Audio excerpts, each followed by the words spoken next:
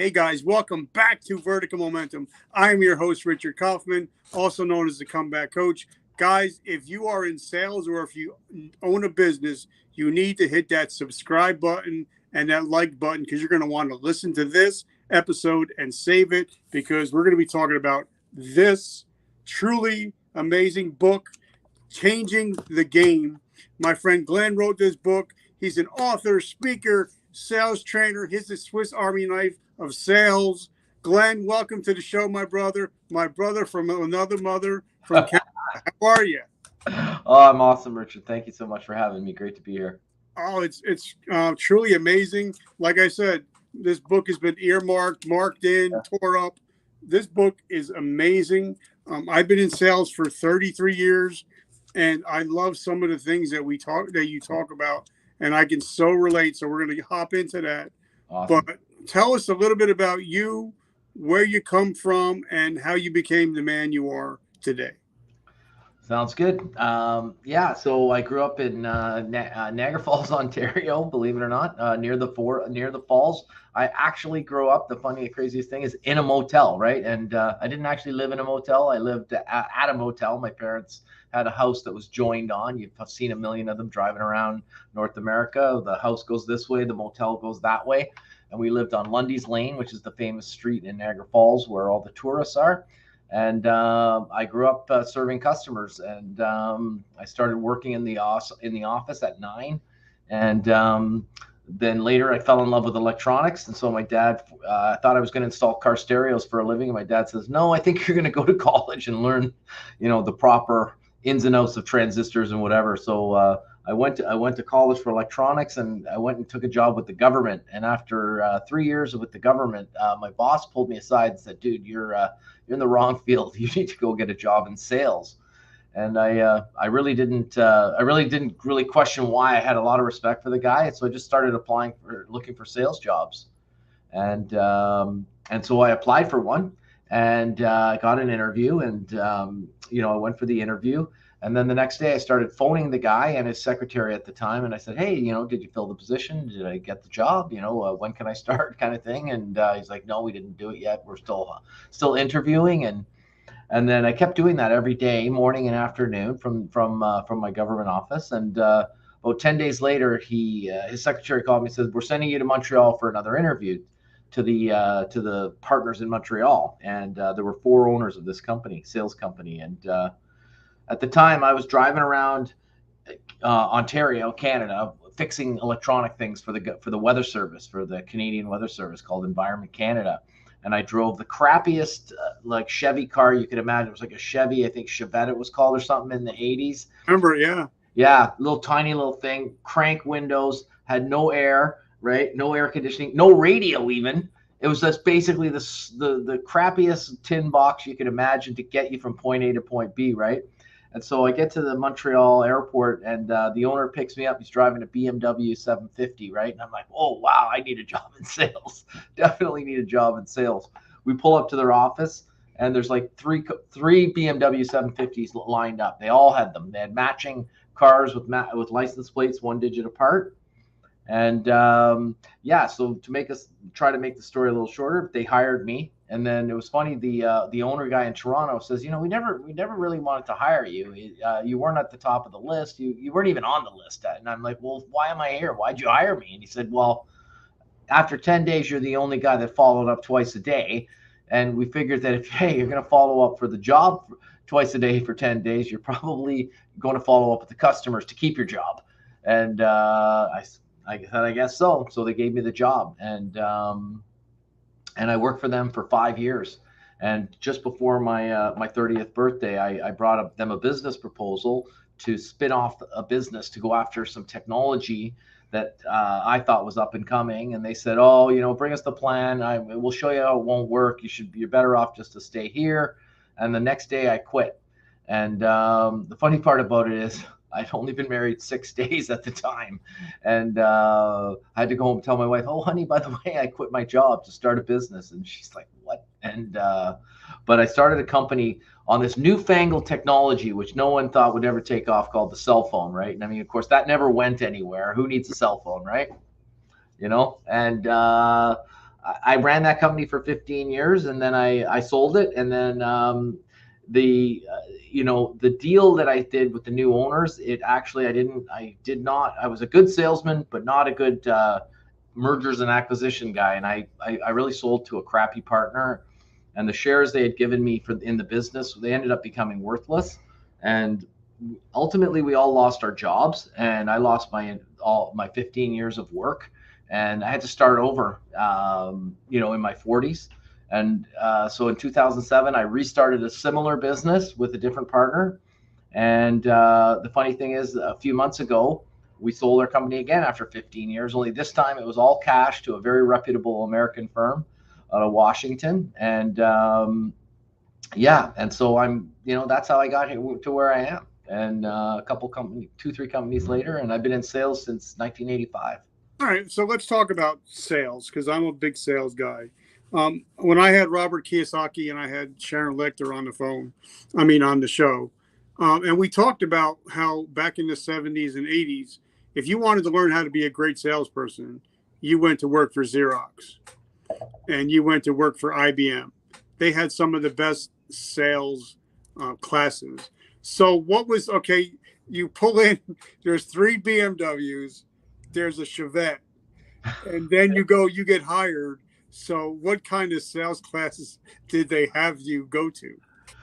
They sent me to the Sink or Swim Academy of pedaling, right? And the nice part, I guess, the good part was, and back in the day, like that Xerox thing really was the money, for sales training, and I kind of wanted it, and I never really got it, right? I mean, I had one, like it was sort of one thing where I kind of thought, oh, I'd love to be sent on that, and it was as expensive as I remember, but I'm not really sure, but the owners of that company never sent me, and I guess when I started my own business, I never sent myself. But what the one owner who was sort of the core founder of the business was, and he's referred to in the book under pseudonyms many times, right? Change the name to protect the guilty. But he had some, he was just a textbook salesman perfectionist, right? And like putting in the work ethic, always showing up, always following up.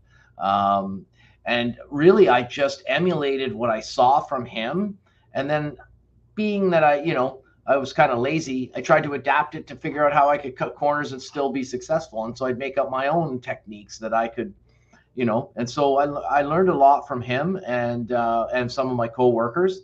And I credit some of the stories in there to them as well. And so I kind of learned, from them in the trenches, right? And so that's kind of how I learned the game, was from some seasoned professionals, and I started writing down the rules, 57 of them, in the 1980s, and that's how I came up with the book a couple of years ago, right, when I started writing it during the pandemic. Yeah. Now, like I said, I've been in sales my whole life, and there's a lot of people that say, "Oh, I hate salespeople," or I hate sales, and I'm like, listen, if you're married, somebody got bought, somebody got sold, so we're all in the sales business. But even nowadays, like I love how you talk about building relationships. Yes, like absolutely. For me, like now that me and you've met. We're going to hopefully build generational relationships. But, I believe that sales is nothing more than relationships. For me, like, I like to spend money with my friends. Right. If my friend has a great guitar shop and he has good products and he treats me like good, I'm going to go spend my money there instead of going online and spending my money. So talk about us a little bit about, first start about building relationships in sales. Oh, no problem. And I'm totally in sync with everything that you're saying as well. And I'm actually one of my hobbies is sort of recording music and stuff. And so there's a store with all sorts of gear, and I could buy it all online. But I love the staff, and they call me by name when I show up, and I just love going there to spend money when I've got money to spend, right? And to go out of my way to cater to their business, right? So Yeah, so there's a bunch of stories in the book, and that a lot of them are about building rapport, and there's chapters directly on rapport, but some of them indirectly that I'll mention right now. Is that you know, one of them is called the unfamiliarity also breeds contempt, right? Or assumed familiarity. And the story that I give is that I see a lot of salespeople walk in. Sorry, it's implied familiarity. That's the title. But I see sales guys walk into a guy's office and they'll see a photo of him, with a fishing rod and a bass or something, and some other dude beside him, and they're like, "Oh, fisherman, I just caught a muskie," and the blah blah blah, and start rambling on and just sort of taking over the conversation. And the guy ends up, saying the punchline is, he goes, "No, I hate fishing. That was my ex-wife's father, and he was such an asshole." And pardon my language, sorry. And I used to hate fishing with that guy. And like, by the way, I forgot to take that photo down, and like rips it off his desk. And because he just assumed that he was familiar with the guy and thought, oh, photo fishing, he's a fisherman, I'm going to start blathering on about fishing. Where I talk about, things like empathy and active listening. And the biggest thing that I pride myself on is this listening, right? Where, God gave you two ears and one mouth. So, we all know how much we're supposed to use both of them, right? And so, through asking of questions and getting to know the people and showing genuine interest in what they're saying, not listening to respond, but listening to understand, right, what's going on, and getting to know the person. And my mantra for my whole life in sales has always been, be a pleasure to do business with. So even if the guy's not buying, even if you didn't get the order, don't make them feel embarrassed to see you, in the hallway at that business, or to tell you no.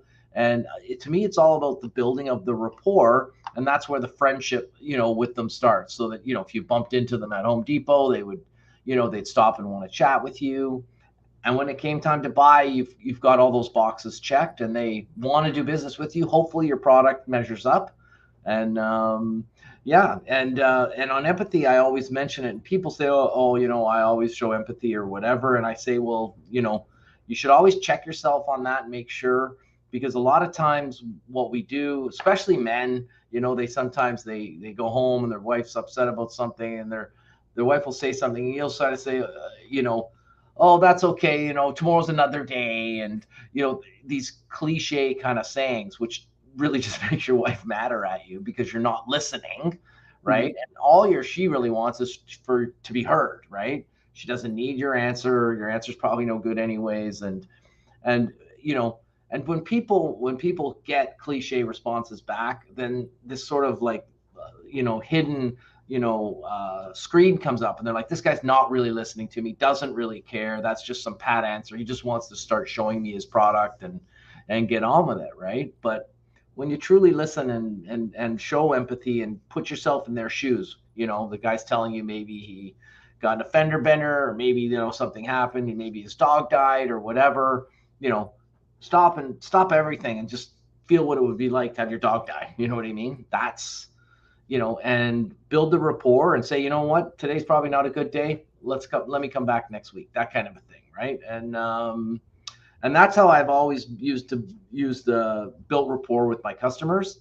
Trying to be a pleasure to do business with, trying not to be annoying. And so, and that's something that I love. Like when I started with GNC, my friend, he was doing 400,000 a year. 3 years later, we hit 1.4 million. And because we started measuring how much time a person stayed in the store. So the average time when I first started was 3 minutes. The average time when I retired was 37 minutes. Wow. And wow. Because we realized the more we talk to our friends, the more that we can just listen. Because, everybody's in it, what's in it for me. So if I just listen to what a person's needs are, they're going to tell me what they need. And I'm not really pushing anything. So I think a lot of people, they go into trying to get that one big sale and, make that one big $400 sale, where me, I'd rather build a relationship and have you come back month after month, year after year, because you trust me. You know that I'm in it for you. Like if I know you're coming into my store, we're no longer, spring chickens anymore. So I'm not going to be selling you high energy pre-workouts. Right. But Exactly. Yeah. a lot of people are just looking to sell their product. They're Yeah. not looking, what's in it for their customers. And Right. one thing I love about you is like me. I have a traumatic brain injury. I got hurt on the military. I got ran over by a Humvee. So my memory isn't that great. But I couldn't remember a person's name a lot, but I would always remember their story. All And right. Great. always remember about the person, how Yeah. many kids they have, where they live, what kind of job they have. And it makes people feel important when you come in and I haven't seen you in 6 months. And I'm like, hey, Glenn, what is your kid, about 15, 16? How are Yeah. they doing?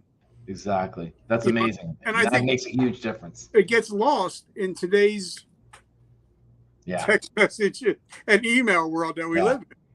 Yeah. Well, it's funny about when you did this because the title of the book is Never Sit in the Lobby, and the expansion of the rule is, and don't be on your phone. Be standing up, waiting at attention for the customer to walk through the door of the lobby to greet you, and be ready and be standing, right? And don't be on your phone. Don't be playing with things, and make sure that you're ready for him or her to be the most important thing in your life at that moment. Is and nobody hates worse than seeing someone distracted on their phone, right? And so and one thing I love about, because it's something that I always did. I mean, even like today, I've been out of that business. I've been out 4 years, and on every Christmas, every holiday, I'm still texting them. How you doing? Right. Not trying to sell anything because I'm not in the business anymore. Yeah. Just let you know I'm thinking about you. But I love how you would say, always show up with donuts. Yeah. Everybody loves donuts. Yeah. So it does breed happiness because you can't be depressed if somebody hands you a box of donuts. Yeah, the sugary sweet smell I talk about in the book, and wafting through the lobby, right? And then you ask the lady at the desk, can you get a hold of Jack for me or whatever? And as she lays eyes on the Boston cream or the sugar glazed, right? And it works really well. One of the other rules, and one of our newer sales ladies, that she's leaving to go to Vancouver today, and for a week of calls, and I reminded her, I said, don't forget the golden rule of always show up with something in your hand and something in your mind, right? And because one thing about donuts, we always bring them, but only in the morning, right? And because if you bring them too late, then people get mad at you for ruining their diet, right? And but between 8 a.m. and like 11 a.m., man, donuts, they're money. Everybody wants one, right? And so I adapted it to always show up with something in your hand and something in your mind. So for us, we have donuts, we have all sorts of giveaways, pens, books, notebooks, water bottles, coffee mugs, things like that. Or maybe that day you're bringing the data sheet for the product you're selling. Could be some pricing that they were looking for, but always have something in your hand to them, and something in your mind to talk to them about, right? And some people saying like, well, why do you have to have something in your hand? And I'm like, I don't know. I just figured out that it works. Like, it's just amazing. And I mean, if it's the quote, you can pass it to them and ask them to have a glance at it and see what happens to their face when they see the number, right? And, and then one of the other little rules I always tell them is after you've done that, always ask them for a mini tour. And they're like, a mini tour? What's a mini tour? And I said, well, a mini tour is the opposite of a tour, because a tour takes all afternoon. You're on a bus crammed in with a bunch of people you don't know. It takes forever. Somebody yammering on the speaker to you. And the guy would, if you ask for a tour, the guy would say, I don't have time for a tour. But a mini tour is something that he's never heard of before. And you say, look, just, I'd love to see your new lab. I'd love to see your new production line. I'd love to see your new warehouse. I'd love to see your new, work yard, whatever you're selling, doesn't matter, right? Because when you're there, you're going to see the competitor's product, right? They're trialing something else. You're going to see a quote from some other thing. It's like, I didn't know you guys use blah, blah, blah. And I didn't know you use those kind of machines or that kind of, ingredients and the only way you can see that is face to face, right? And the whole time, you're collecting You're collecting facts and figures on what this makes this company tick, so that you can figure out how to sell to them better, right? And bring better service. And the next one of the other 57 rules, while you're walking down the hall, before you stood in the lobby, because you never sit in the lobby, right? That's the name of the book. In your car, when you pull up, I always ask, now everyone has a smartphone. I say, go to your customer record in either your Salesforce or your CRM or even on LinkedIn. And all the people that there might be 6 of them, 8 of them, or whatever. Make sure you remember their face and their name before you get out of your car. So remember who the lady with red hair is. Who is that? Oh, that's Sally, right? And who's, oh, Jack. Who's Jack? I don't remember Jack. Oh, Jack, right? That's the short dude, right? So then when you say mini tour to the new guy, he's going to take you down to the warehouse and show you his new warehouse or his new production yard. You see all these people and you're like, hey, Jack, hey, Sally, hey, Bob. And they're like, who's that guy? I can't. Oh, they're like, oh my God, that's that sales guy from like 3 years ago. And the customer loves it, because the worst part is the opposite, right? Where Sally walks by and she's like, oh, hey, Glenn, it's so good to see you. And you're like, oh, hey, what was your name again? I forgot your name, right? And you know her name. And so now your whole being is messed up. The whole way you're trying to deal with the customer, you're so mad that you forgot her name. And then in the middle of the warehouse with the customer, you're thinking, oh my God, it was Sally. And why couldn't I remember that in the hall? So solve the problem, remember it in your car. And then that way, when you're walking down the hallway of their building, you can remember it on demand, right? And these are just some of the 57 little rules that I follow every day, when I'm at customers, or so that I don't embarrass myself, and and try to put my best foot forward, right? And and I love that. Like I said, guys, definitely got to get this. You definitely got to get that book. Game changing. But thanks, Richard. I appreciate that. I mean, I honestly love it. Like I said, I've written on it, I've scribbled it, I've screenshotted it to take pictures to keep it in my mind. But I've also been in sales, like I said, and say if I had a product from GNC and I'm not thrilled with the product, and if I went to another store and they would, I would tell them what I'm taking, they would bash the product so much, it made me feel stupid for buying it. And then I'm not buying anything at all, because pretty much you just called me stupid. Yeah. Buying it in the first place. So like you're saying, if you're walking around a warehouse and you see a competitor's product on there, a lot of times I did the same thing. I'm like, it's a great product. You guys have a great product. And it kind of like brings that whole salesmanship bullshit down, because you're not trying to put them down knowing that they just bought it and it's not working for them. Oh, yeah. I mean? Yeah. I mean, one of my golden rules is never bash the competition. It's okay to present your product in a light that when they reflect on what they have or what they were looking at, that you appear better, because you're just showing your best. It's just like putting on makeup or combing your hair. You're just putting your best foot forward. And, and if that, for instance, let's say it was, a computer hard drive or whatever, and your hard drive is this big and stores this much info, and they only store that much, then make sure you do a test that's going to chew up their whole hard drive, so that when they run the same test on their gear, yours is running fine and theirs is, I'm sorry, we've run out of memory. I'm, beep, beep, beep, beep, and let it show itself in its own light, right? And let the product stand. And there's a rule in there called WSP, winning sales personality, right? But what it really means is showing everything that you are and have in its best possible light without bragging or showing off, right? And which is tricky and it takes time to figure out. But if you had a great car or whatever, you don't brag, oh, my car's so fast, goes faster than anything, better than everything, more, you actually just show the right guy driving it in the right situation, and let them, like with a video or something, and let them feel what the car is like, rather than you bragging about it. And so that's a huge part of selling, I find, is the maintaining professional air in the face of competition. And and I'm friends with a lot of my competitors, because of this natural tendency I have to want to make sure I'm a pleasure to be around, even when my competitors are there. You know what I mean? So I was friendly with them. They didn't like losing to me, and I didn't like losing to them. But at trade shows or whatever, we always had kind words for each other. And many of them now, some of them are retired. I'm not, but they're I count them as my friends, right? So now, some of the biggest takeaways I've gotten from the sales. My first real sales job was selling timeshares.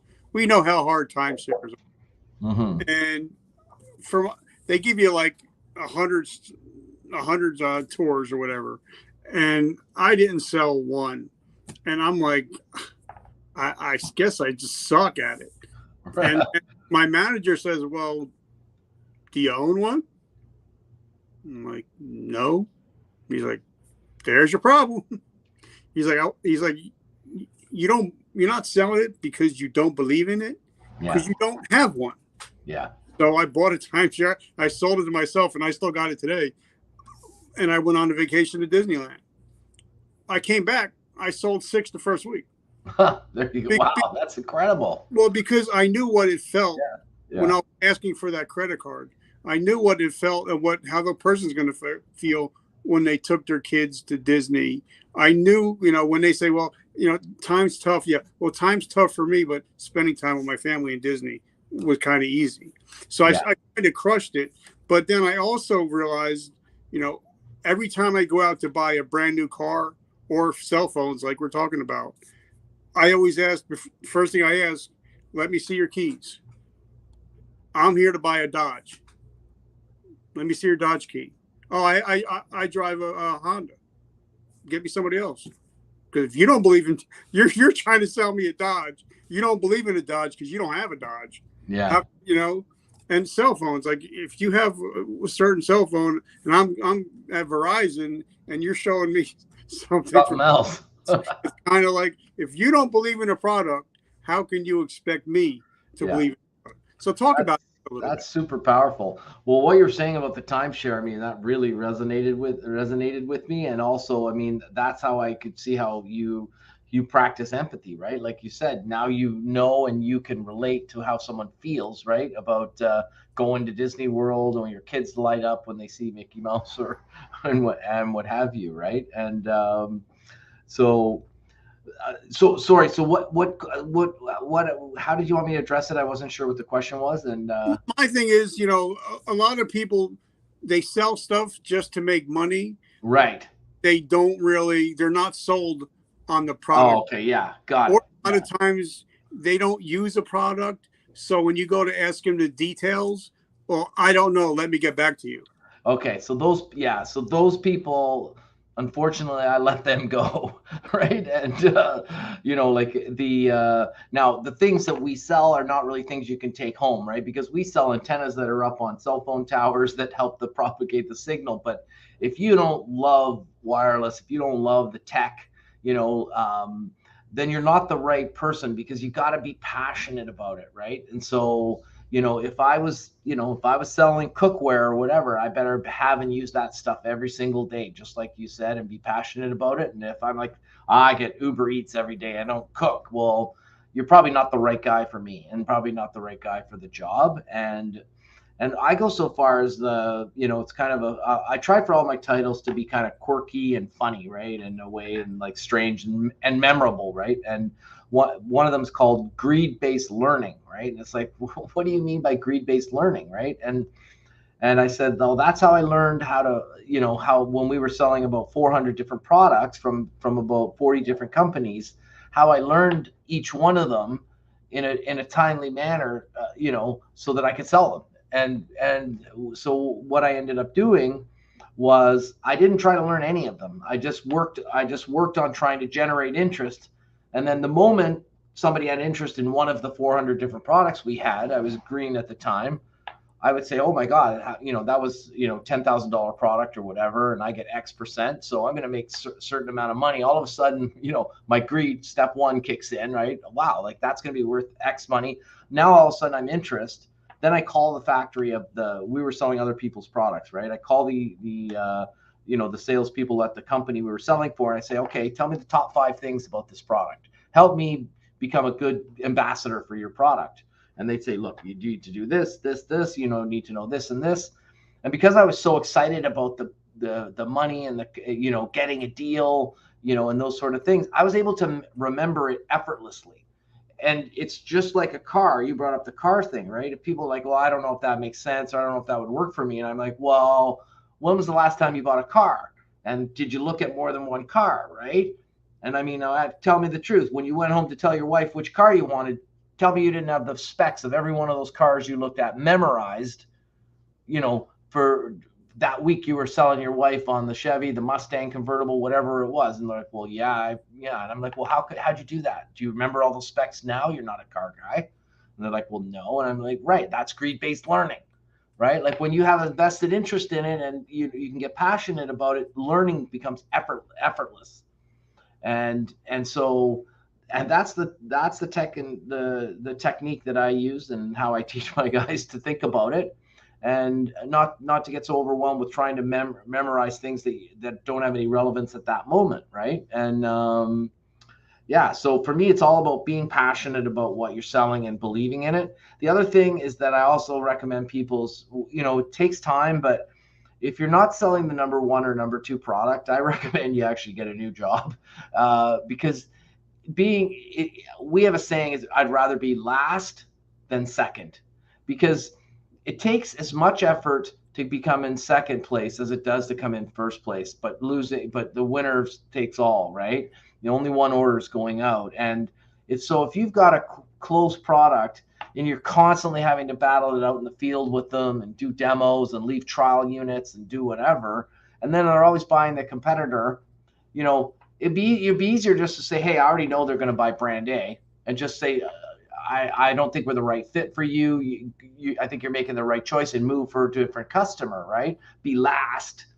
You don't even participate rather than be second. Because if you're second, you wasted all that time and you didn't get anything. And so at the only sort of thing that I'll say about that is that, you know, there's got to be a number one and a number two, and they usually divide up the market. So, but if you're number three, you hardly ever win. And so it's not worth it. So, you know, you might be coming up, you learn at some brands, but try to trade up and make sure you're always working and aligning yourself to the best brands, because your time is valuable. And you need to make sure that you have a better than even chance of winning if you do a good job presenting the product. You know, and I love that. And as I'm thinking about when I used to manage a store, and if I would have a new customer, a new customer service, and I would tell them, I want you to pick out a product in the store, and I want you to buy it on your own money, and I want you to use it for the next week. All of a sudden, that product is sold out. I can't keep it in stock. That's amazing. They love the product. Yeah. You know, so I think a lot of people, you know, when you're first starting in sales, like you said, you know, you got to go for the number one product. Yeah. Like you said, you know, in the movie The Ballad of Ricky Bobby, you know, they said, you know, second place is last place. Yes, exactly. Yeah. All right. So first of all, I want to thank our sponsors, which is me. As you guys know, I don't do anything for me. It's always to pay it forward. All of our hats, T-shirts, the new coffee is sold out nationwide. Sold out because we had Mr. David Meltzer come on. He put it all over his Facebook page, and it just blew up. So we only have a little bit left on our website at verticalmomentumpodcast.com. But the best thing about all the coffee, the T-shirts, the hats, 100% of the proceeds go to help veterans struggling with PTSD and homelessness. And I make $0 off that on purpose. That's my mission. So if you guys are interested, check out verticalmomentumpodcast.com, or you can just write coffee or book or whatever, and I'll get you in touch. So Glenn, like I said, I love these books. And one of the stories that really got to me is, I guess, because I know it's cold in New Jersey, but you had a story about Manitoba, and about the car that had to get plugged in and it died. But it wasn't that part that really got to me. It was the part that when everybody else was ignoring your customers, Yeah. you would fly there for a 3-day weekend Yeah. in the frigid cold, meet with all these people once or twice a month, and fly back while all these people were not getting serviced. So talk Exactly. about, like they say in sport, and even Gretzky, he said, I just put the goal, I just put the thing in the net when it wasn't supposed to be there. Yeah. Right. So talk to us a little bit about, sometimes you have to step in where your competitor is not.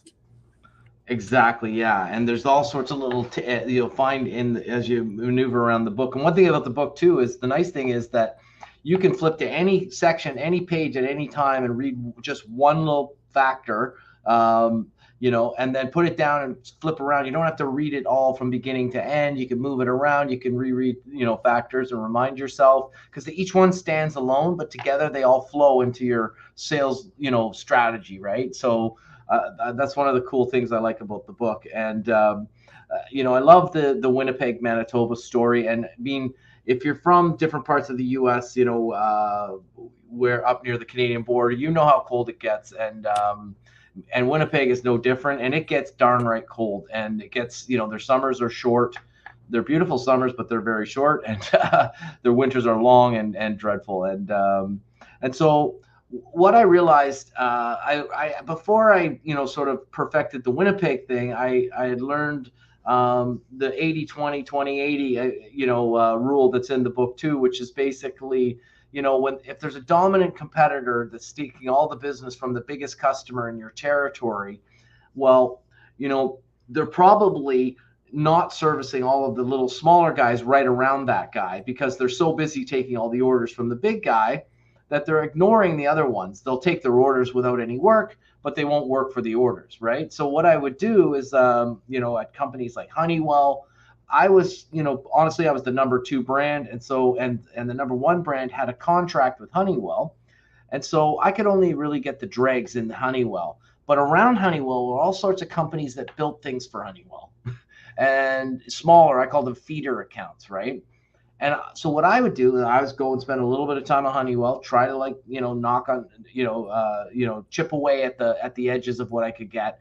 But then when I left, I would go visit all the customers around, right? And they would say, oh, I can't get brand A to visit me. They don't care about my business. Da, da, da, da. They still wanted to buy brand A. It was the top brand.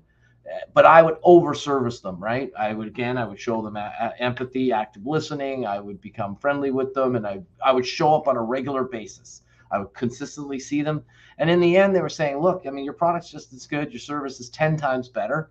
And I would get the business. And that's how I grew it, right? So when I went to Winnipeg, I was set up the first set of calls, and I phoned the guys, and I'm like, I'd like to come and drop by the lobby.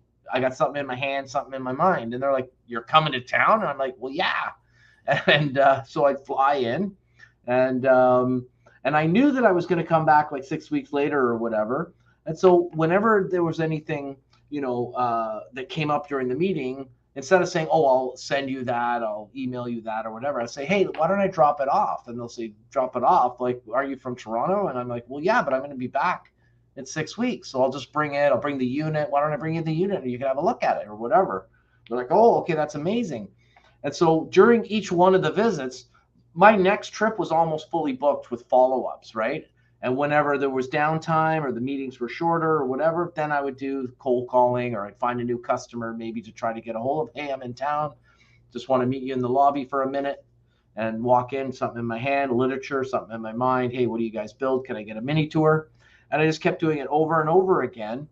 And then people would just buy from me instinctively without any competition whatsoever, because the other people showed zero, effort.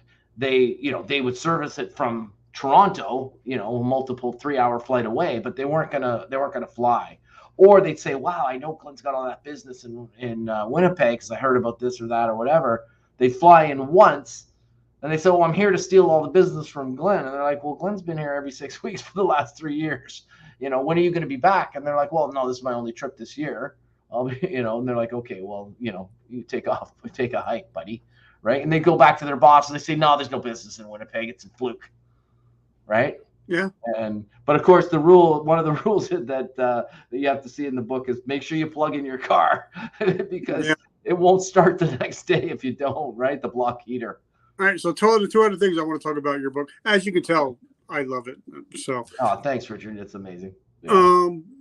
One thing I love is when you say, I'm paraphrasing it. Don't fax it or email. Never fax the fax or ship the shit. Yep. So, and I love that because a lot of people is this email. Yeah. And you can't tell inflection in a text message or an email. So at least, for a minute or two, just talk about don't email it or fax it in. And of course some of the modern kids that are, and even some older people today, are saying like, oh, you got to update that now that we don't have faxes anymore. And I'm like, dude, it's the rule was made up in 1980. It is what it is. That's why I have gray hair, right? But I said it applies the same to a cell phone. Never text the text. It doesn't sound as good as never fax the fax, right?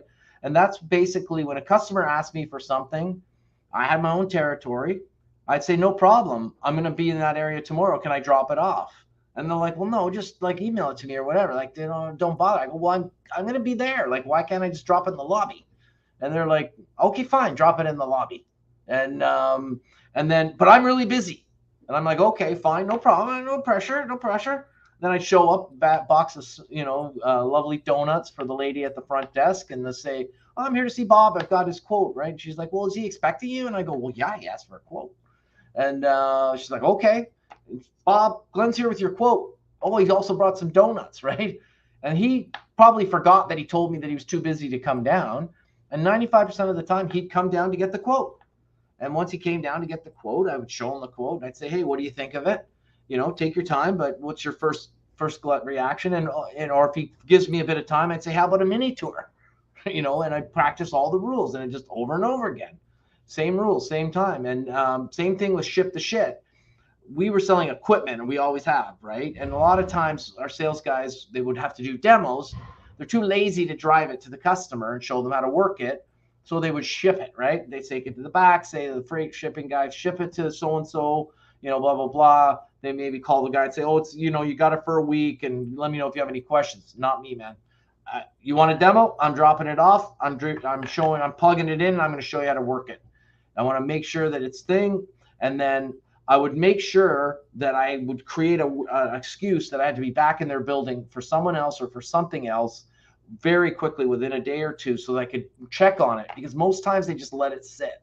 Mm-hmm. And that's why you have to, you have to be there to participate, right? So I never faxed the fax to them. I would drop it off, whether it's, doesn't matter which medium, text message or whatever, always hand delivered if you can.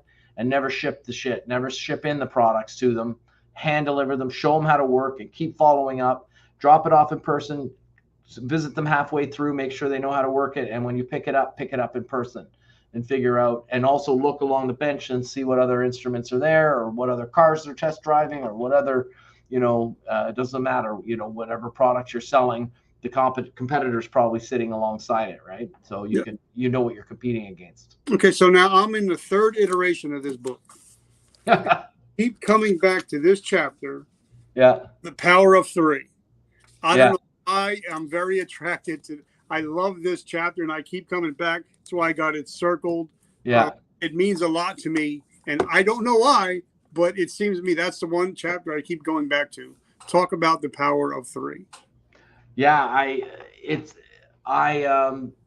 don't know how it came to me, but I mean, it was, it was just something I learned early on, that always presenting everything in the as a power of three, right? Small, medium, large. When you start going small, medium, large, extra large, 2XL or whatever, it just gets a complete confusion, right? It's the Goldilocks principle. And I actually, when I was writing the book, I learned there was a lot of science behind it. And I copied a lot of it down into the book. But, I just find that, it's the best way to present things to people. And like especially in a presentation where you're maybe in the boardroom presenting to the bigwigs or whatever, that three things, it should be three, not two, not four. it's always the best. It gives them, context, and hopefully sometimes you can use it to guide them to what you really want and think they need too in the way you're presenting it. But if you get bigger than that, they get lost and confused, and if it's less than that, it's not enough choice, and they're left wondering whether or not they've had a proper look at it, right? And we all know the concept of Goldilocks, right? Yeah. And too hot, too cold, just right, right? And that's really where it came from. And another one that a lot of people have heard is a shit sandwich, right?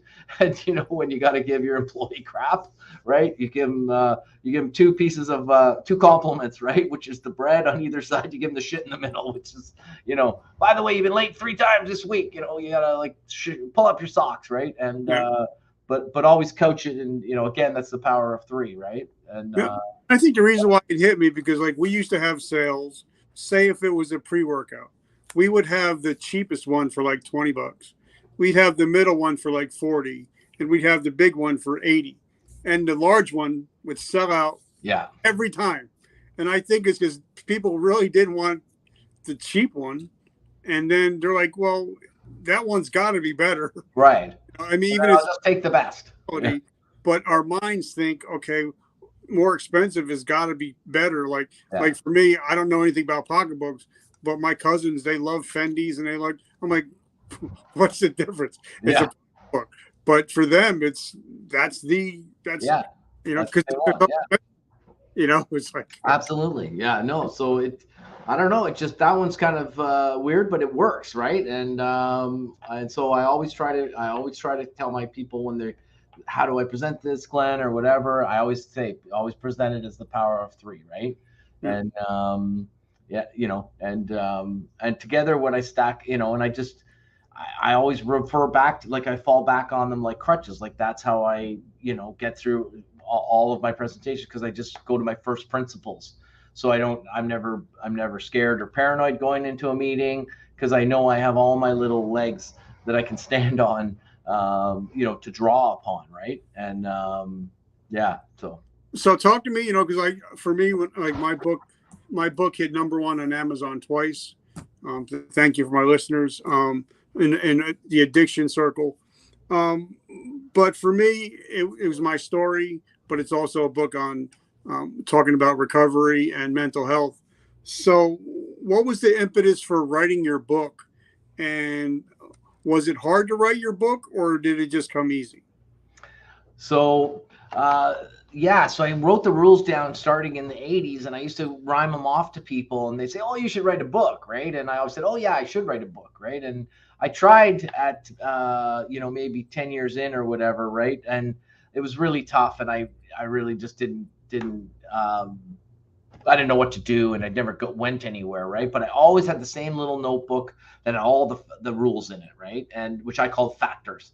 And so when the pandemic hit, I thought, because in Canada, especially Ontario, we had a really tight lockdown, right? We were locked up for a long time and couldn't go anywhere at night, couldn't go like all the stores were closed and all the events were closed. And I thought to myself, that book, like now would be the perfect time.